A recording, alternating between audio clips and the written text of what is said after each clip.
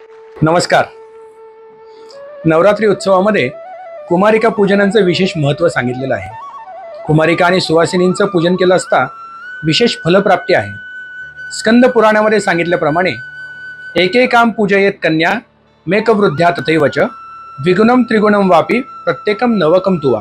म्हणजे काय, रोज एक कन्या किंवा वृद्धिक्रमाने पहिल्या दिवशी एक, दुसऱ्या दिवशी दोन, तिसऱ्या दिवशी तीन, अथवा रोज 9 कुमारिकांचं पूजन करणं जर शक्य असेल तर त्याला विशेष फलप्राप्ती सांगितलेली आहे. कुमारिका या 1 वर्ष वयाच्या पुढे 10 वर्षांपर्यंत असाव्यात, म्हणजे त्यांच्या पूजनाला सफलता येते. स्कंद पुराणामध्ये सांगितल्याप्रमाणे 9 कुमारिकेंची नावं: पहिल्या कुमारिकेला कुमारिका, दुसरी त्रिमूर्ती, तिसरी कल्याणी, चौथी रोहिणी, 5वी काली, 6वी चंडिका, 7वी शांभवी, 8वी दुर्गा आणि 9वी सुभद्रा अशा नावाने कुमारिकांचं पूजन करावं. कुमारिकांचं पूजन करून सुवासिनींच्या पूजनाचंही विशेष महत्त्व सांगितलेलं आहे.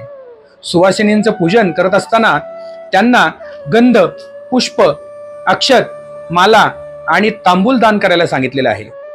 हेमाद्री व्रत खंडामध्ये गरुड पुराणाचे वचन घेतले असता या ठिकाणी नवरात्री हा असा उपवास आहे की ज्या वेळेला तांबूल भक्षणाचे विशेष महत्त्व सांगितलेले आहे. सुवासिनींची ओटी भरून तांबूल दान केल्यास विशेष कुलदेवीची आपल्यावर कृपादृष्टी राहते असे सांगितलेले आहे. आपण सर्वांनी आपल्या घरी कुमारिका आणि सुवासिनींचं पूजन करून या नवरात्रीमध्ये पुण्यफल प्राप्त करून घ्यावं.